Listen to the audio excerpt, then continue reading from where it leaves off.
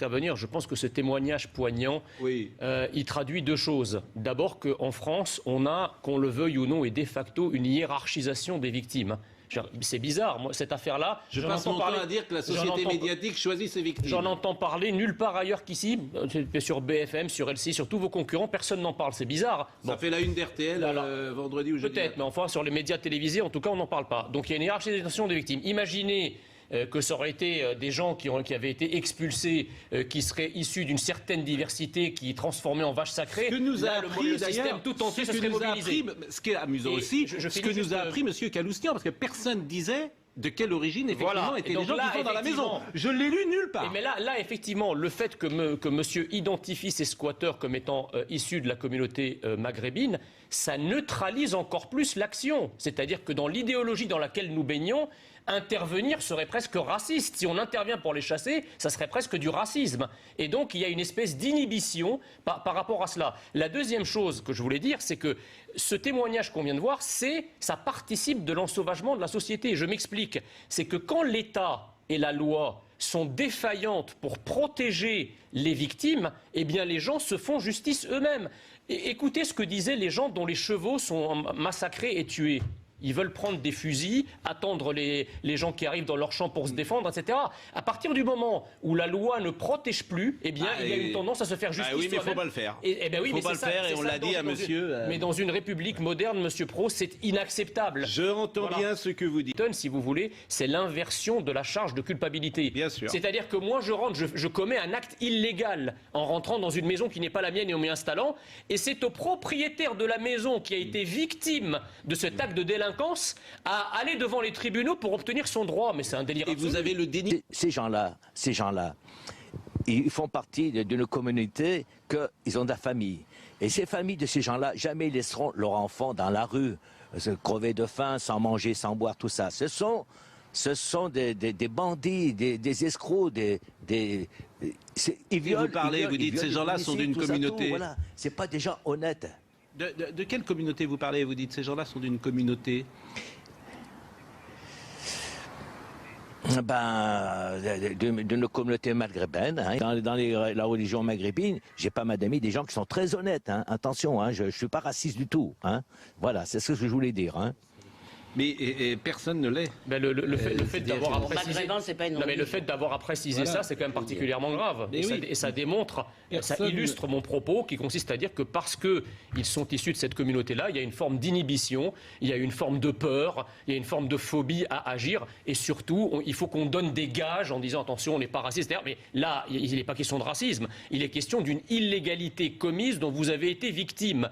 Que les gens soient maghrébins, soient africains, soient européens, soit scandinaves, on s'en fout. Ce sont des délinquants qui doivent être mis hors d'état de nuire pour vous restituer votre droit et vos biens. Illustration d'un principe simple, quand on dit « force doit aller à la loi ». Ça veut dire quoi, force? Oh, ça c'est mal. Force, c'est que la loi doit montrer sa force. Et la force, on la montre aujourd'hui en armant, effectivement, les dépositaires de l'autorité publique. Oui. Moi, je crois que les responsables de la ville de Nantes n'ont pas voulu venir sur ce plateau et n'ont pas voulu réagir. C'est un acte de cohérence, en quelque sorte. Parce que la situation qui est celle de Nantes aujourd'hui, encore une fois, elle ne tombe pas du ciel. C'est le résultat d'une inaction sur le long terme, à la fois du précédent maire et de la majorité actuelle. Alors maintenant, il vous dit, ah oui, mais la situation est préoccupante. Mais moi, je suis toujours sidéré, si vous voulez, au niveau... Mieux votant. Oui, mais au niveau national comme au niveau local, on ne peut être que sidéré par le fait que les mêmes personnes qui laissent la situation se dégrader viennent ex post commenter le résultat de leur faillite en disant bah oui, la situation est catastrophique. Oui, enfin, qui est au pouvoir? Et là, je le répète, là, c'est un tout petit mot. Évidemment que tout l'ensauvagement ne doit pas à certaines immigrations. Mais le problème, c'est que si vous niez la composante migratoire majoritaire dans l'ensauvagement, eh bien, vous ne traitez pas le réel, tout simplement. J'ai découvert PNL à l'occasion du tweet de Winamax au moment de la dernière finale de football. Oui. Et j'avais dit que c'était un rap racaille, etc.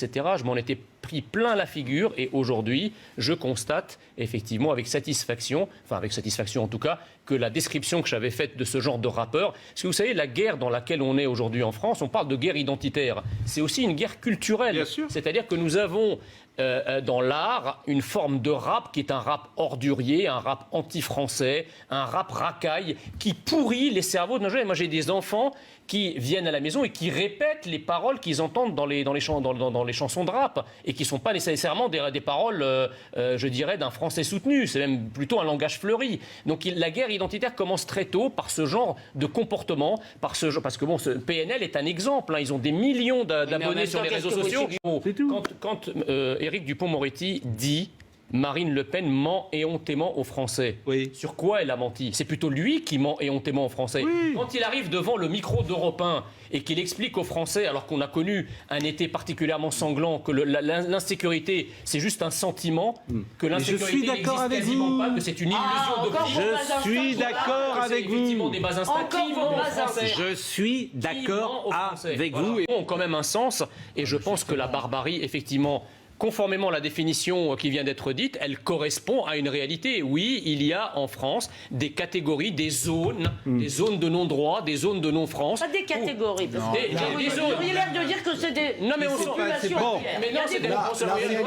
Jacques, c'est pas toute une catégorie. Mais si, vous avez des zones qui est barbare. Mais non, Gérard Leclerc, vous avez des zones en France où la police n'entre pas. On va pas refaire le débat. C'est une réalité. On va pas refaire le débat.